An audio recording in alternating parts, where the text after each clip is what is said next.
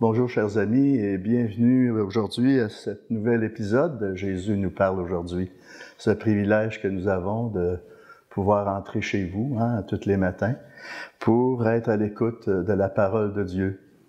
C'est vraiment le Christ qui nous parle à travers cette parole. Et cette parole génère la vie, parce que le Christ, c'est le Verbe qui s'est fait chair. Alors imaginez-vous tout le bien qu'on peut aller chercher à partir de sa parole. Donc, aujourd'hui, l'Évangile est tiré de Saint Marc au chapitre 10, versets 17 à 27, et aujourd'hui, on est lundi, le 3 mars. C'est Jésus, le roi des rois, c'est Jésus, le bon pasteur. Alléluia, Alléluia, Alléluia, Alléluia, Amen. Le Seigneur soit avec vous. Évangile de Jésus-Christ selon saint Marc. Gloire à toi, Seigneur. En ce temps-là, Jésus se mettait en route quand un homme accourut et tomba à ses genoux, lui demanda « Bon maître, que dois-je faire pour avoir la vie éternelle en héritage? » Jésus lui dit « Pourquoi dire que je suis bon? Personne n'est bon, sinon Dieu seul. Tu connais les commandements. Ne commets pas de meurtre, ne commets pas d'adultère, ne commets pas de vol, ne porte pas de faux témoignages, ne fais pas de tort à personne, honore ton père et ta mère. » L'homme répondit, « Maître, tout cela, je l'ai observé depuis ma jeunesse. » Jésus posa son regard sur lui et l'aima. Il lui dit, « Une seule chose te manque. Va, vends tout ce que tu as et donne-le aux pauvres. Alors tu auras un trésor au ciel. Puis viens et suis-moi. » Mais lui, à ces mots, devint tout sombre et s'en alla tout triste, car il avait de grands biens. Alors Jésus regarda autour de lui et dit à ses disciples, « Comme il sera difficile à ceux qui possèdent des richesses d'entrer dans le royaume de Dieu. » Les disciples étaient stupéfaits de ces paroles. Jésus, reprenant la parole, leur dit, « Mes enfants, comme il est difficile d'entrer dans le royaume de Dieu, il est plus facile à un chameau de passer par le trou d'une aiguille qu'à un riche d'entrer dans le royaume de Dieu. » De plus en plus déconcertés, les disciples se demandaient entre eux, « Mais alors, qui peut être sauvé? » Jésus les regarde et dit, « Pour les hommes, c'est impossible, mais pas pour Dieu, car tout est possible à Dieu. » Acclamons la parole de Dieu. Louange à toi, Seigneur Jésus.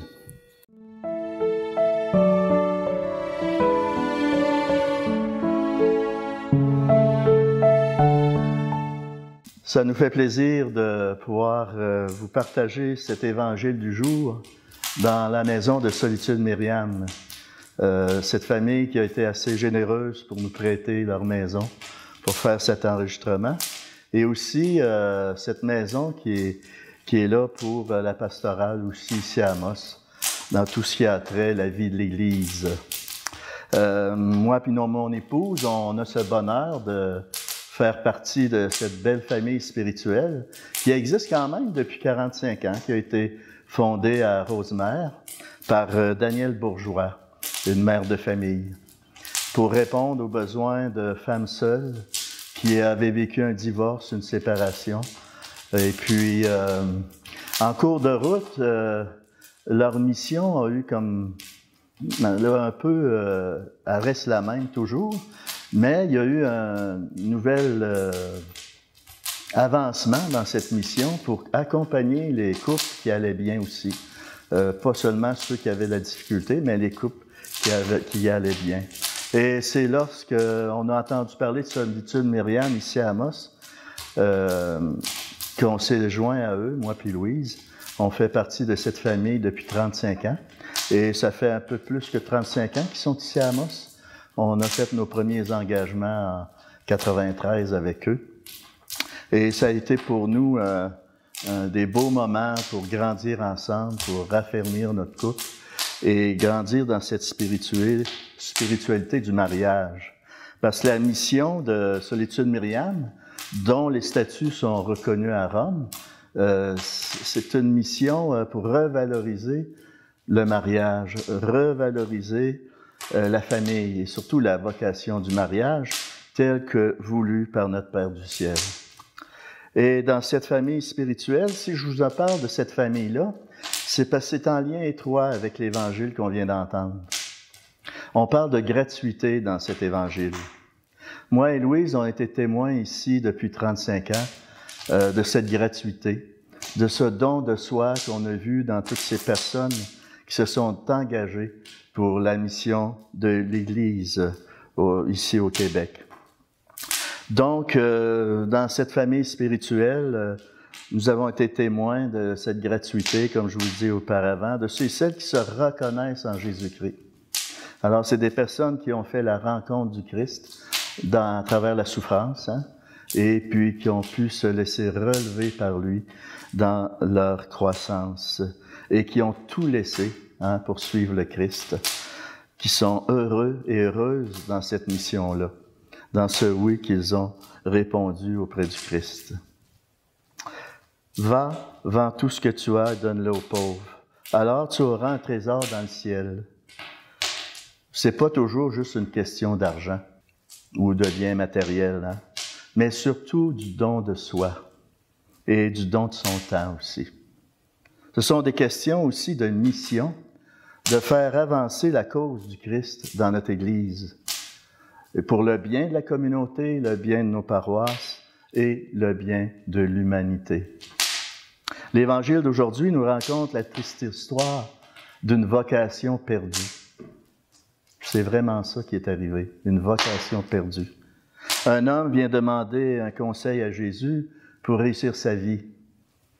Cette question existentielle préoccupe chacun et chacune d'entre nous, ça va de soi. On cherche tous un sens à notre vie. Dans sa question, ce juif pieux insiste, que faire pour hériter de la vie éternelle? Qu'est-ce que je pourrais faire? En effet, s'il met en pratique tous les commandements, c'est déjà pas mal, il aura droit à la vie éternelle. C'était sa vision, c'était ce qu'il désirait, mais on dirait qu'il avait soif de plus. Mais encore, il est dans l'ordre du donnant-donnant. Alors, si je fais telle chose, je vais recevoir, ainsi de suite.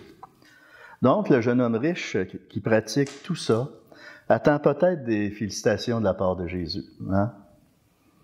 Jésus reconnaît sa droiture, sa fidélité, et puis il instaure en lui quand même une relation personnelle. Il veut l'attirer davantage dans cette intimité qu'il veut vivre avec lui.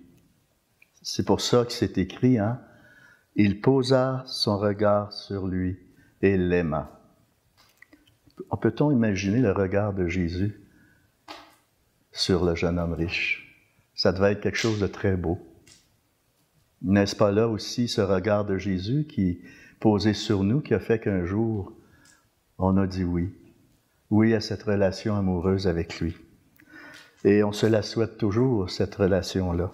Ce regard de Jésus sur nous. Toutefois, Jésus, au lieu de féliciter le jeune homme riche, Jésus pointe un manque. Si l'homme est aimé par Jésus, c'est pas à cause de sa richesse matérielle, morale ou spirituelle. Hein? Jésus l'oriente vers une autre façon d'acquérir le trésor du ciel. Va, vends tout ce que tu as, donne-le aux pauvres, puis viens et suis-moi. L'enjeu de cette demande vise non pas à tout vendre nos biens pour se retrouver à la rue, faut faire attention à ça, faut pas comprendre ça au pied de la lettre d'une façon littérale, mais de nous détacher d'une façon volontaire d'une vie matérialiste centrée sur soi. C'est à ça que Jésus nous appelle ce matin. Se détacher de tout ce qui pourrait faire obstacle à cette relation amoureuse avec lui, à tous les obstacles qui pourraient nuire à cette mission qu'il nous confie. Et tous et chacun qui est à l'écoute, vous n'avez une mission particulière, à votre portée, selon vos capacités aussi. Suivre Jésus, c'est entrer dans le domaine de la gratuité, du don de soi. La relation du faire pour hériter sera remplacée par une relation amoureuse avec Jésus. Suivre la loi, ça ne suffit pas. Jésus nous appelle à passer de la loi à l'amour. Il faut se libérer de toutes ces attaches pour se mettre en route et suivre le Christ. Parce que vous savez, inconsciemment des fois, surtout ici en Amérique du Nord, hein, on est attaché à notre confort. On est attaché surtout, je dirais, comme Québécois, à notre réputation. Hein, on est gêné de montrer notre foi. On a peur que ça nuise à notre réputation. Il faut savoir que dans le temps de Jésus, hein, on se met à la place du jeune homme riche, la richesse des biens était vue comme une bénédiction de la part du Seigneur. C'était comme ça qu'il interprétait les richesses. Alors c'est pour ça qu'il était confus dans tout ce que Jésus lui demandait. Tout est possible à Dieu. Ainsi, le Seigneur ne demande rien d'impossible, mais simplement de croire, de s'en remettre à lui.